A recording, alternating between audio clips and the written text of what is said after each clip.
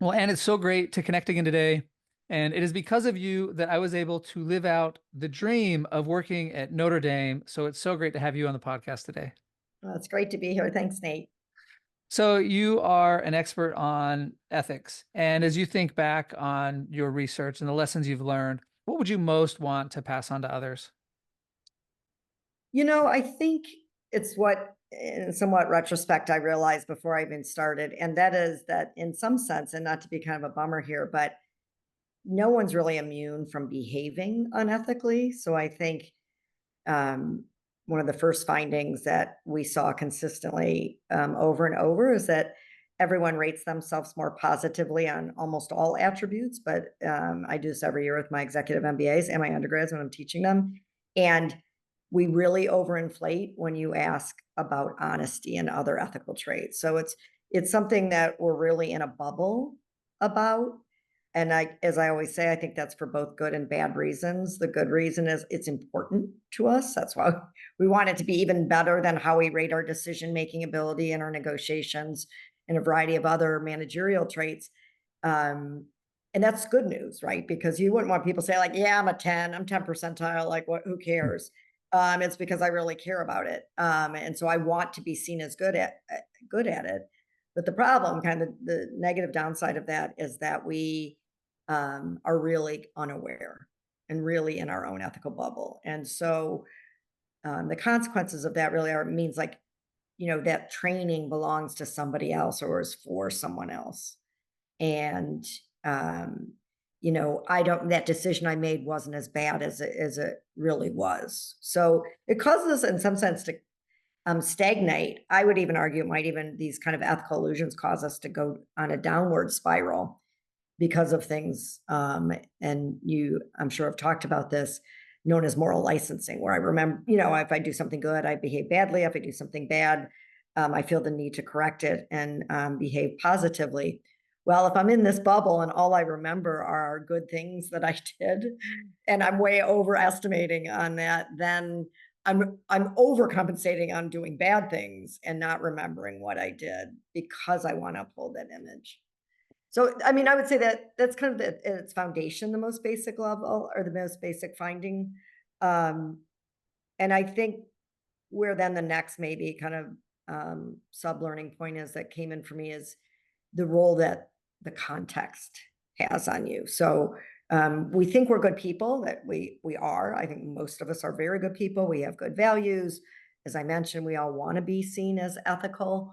Um, and I think we don't realize the role that the situation has on us. And so that's probably what I've spent some time in. I often tell this example when thinking about today. I hadn't thought about it for a while. When I was in my first job, I one of the really exciting parts of my job was to um, renew the contracts for our technology, and people had, of course, laptops and personal computers.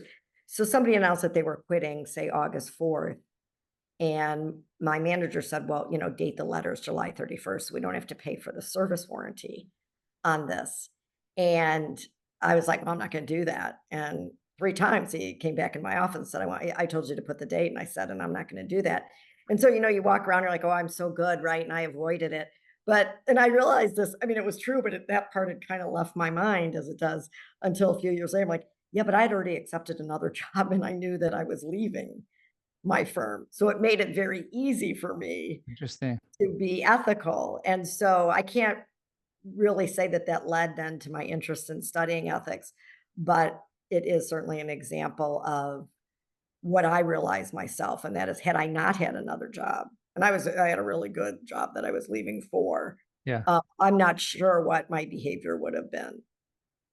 Well, this is so fun to hear you talk about ethics because I basically taught your ethics course. You gave me your materials when I was at Notre Dame, and I used your materials to teach the course. And so we obviously have such a shared kind of understanding of this approach, but so much of it came from you and your work.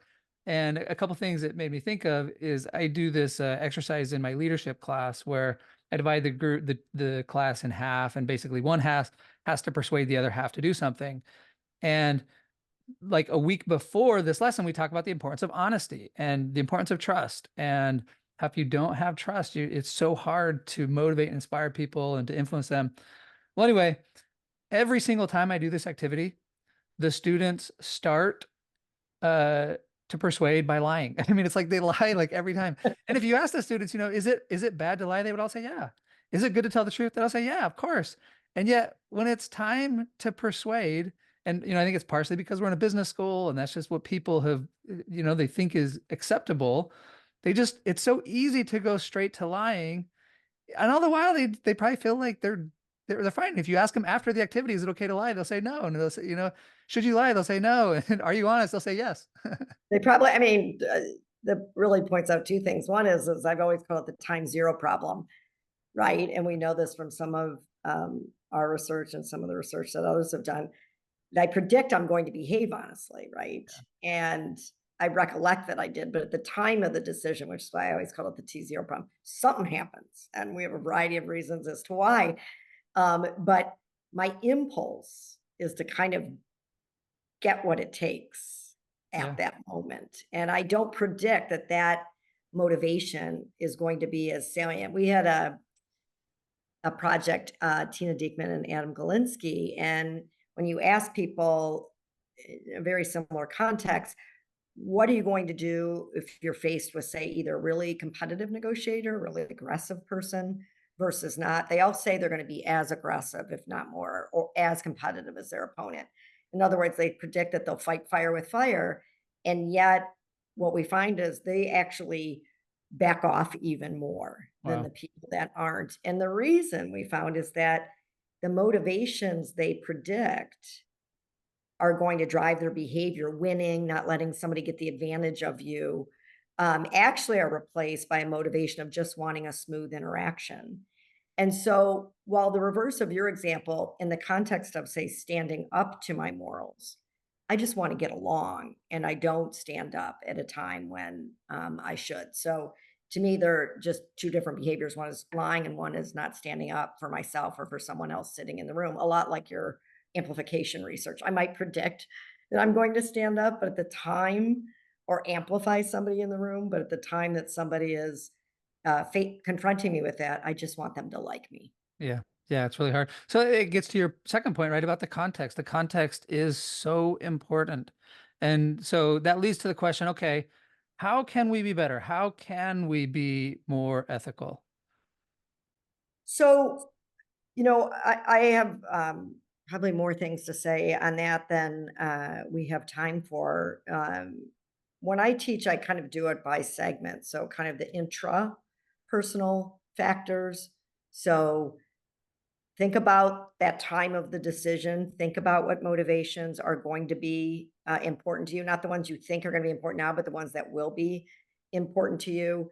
Really importantness is very simple, but I think, um, and I think the newer generations are getting this a little bit. The cognitive, your cognitive pressures. So the busier you are, the more things you try to stack in, the more things that are going on outside of home are just going to leave you in more of a want self. And that want self was very kind of get it done right now, can drive out kind of your more abstract thinking, which is important in implementing your own values. Um, so getting rest, designing your work.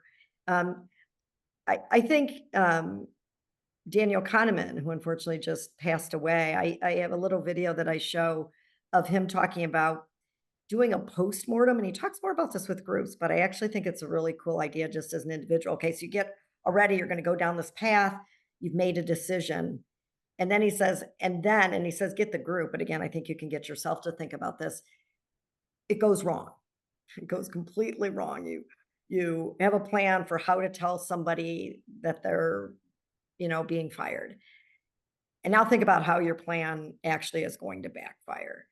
And doing that allows you to get rid of some of those escalation tendencies we have where we want to glob onto an answer and kind of just move forward with it. And so all of those are really tied together in this notion is that you really need to think about the dilemmas that you're in, right? You need to think about what your motivations are. You can't just making quick decisions, right? We're quick to lie because of that T0 problem. And we really have to kind of prepare for the dilemma that's going to sit in front of us. And it's a little bit, I would say, maybe even a lot more difficult than we perceive that it's going to be. Well, it reminds me of the study of the job applicants where you ask people, ask job applicants. Imagine you're going into an interview and, the interviewer asks you these sexist and inappropriate questions. What will you do? And everybody's like, oh, of course, we're gonna call them out, right? Like that's not okay. And then with the experiment, they actually put people into what they believe is a real interview, and And they don't. they don't say anything, right? Because it's like we want to get along or we want to get the job, and so we're so Uh, quick to behave in different ways than we predict will behave. exactly. So you have to really anticipate that disconnect. You have to anticipate that the want self, kind of your unethical self interest side, is probably going to rear its ugly head at the time of the decision, and be prepared to combat that by having your should self thinking through what your values are, making sure you're rested, checking out your ideas with other people. You just can't, as I always say, you can't go into this, and you don't do it for anything else. You don't go into a meeting and say, well, I didn't really prepare. I hope it turns out right. You can't go into into ethical dilemmas and say, yeah, I'm sure I'm a good person. It's going to Yeah, turn out interesting. Yeah, yeah. so you really just need to make sure that you're spending time, because and maybe I'm biased, but I do believe it's one of the most important types of decisions that you make, and that are ethical decisions, because those are ones that are, you speaking about trust. It's hard to get back our trust if we have behaved unethically towards others, right? Which it's very easy to destroy it, as we know, but pretty hard to get back. And so it's a really important class of decisions. So I think you should always, I mean, should always be reading, taking training, listening to your podcast, Nate. Well, thank you. I heard a quote last week that I really liked that I hadn't heard before, and it said, "Trust arrives on foot and leaves on horseback." It's Yep. it's so hard to gain, right? And we can lose it so quickly. Well, and this is so fun because we spent so much time together at Notre Dame, and since then working on projects together. But we've never had a conversation quite like this because it was always more focused on uh, like either the research it projects or the mechanics. And I just wanted to share one story about you that always stuck with me. When I was at Notre Dame, I remember telling you that for the football games, the football games are just for me and for many of us there, it's kind of, the highlight of the year, and you got 6 or 7 a year. And I remember telling you that I had found like the most awesome parking spot because parking for the games can be challenging. And I forget what happened, but I said something. You're like, "Were you going to tell everybody about it?" I was like, "Well, no, I can't tell everybody about it because then I might lose it." And you're like, "Well, that's not very ethical." Like I've got like this great like spot. Like, of course I should share it. And anyway, I just thought that was so funny. Your mind was always thinking about, what are the ethics of these decisions, and I think that's an important way to approach life. We should always be thinking about the ethics of our decision, especially if we want to make ethical decisions. Yeah, absolutely. And but be aware too of, and again, there's so much to get into, but how other people influence your behavior. That's a whole set of they can both help you and they can bring you down. How power, as soon as you're given power, influences your behavior, right? So um how rewards, how sanctions. So there's so many factors. It's more though important. It's important for you to think about your values, but as we talked about kind of at the beginning, those external influences is really important to identify how they're going to influence you in ways that you don't know. And what we should really do is if we want to be good at this, we need, like you said, we need to spend time thinking about it and working at it. And so we should just read and study your book, Blind Spots. Oh, That would be a great first step, or oh, continued education to just help us keep thinking about these things. oh, that's very, and listen to your podcast, Nate.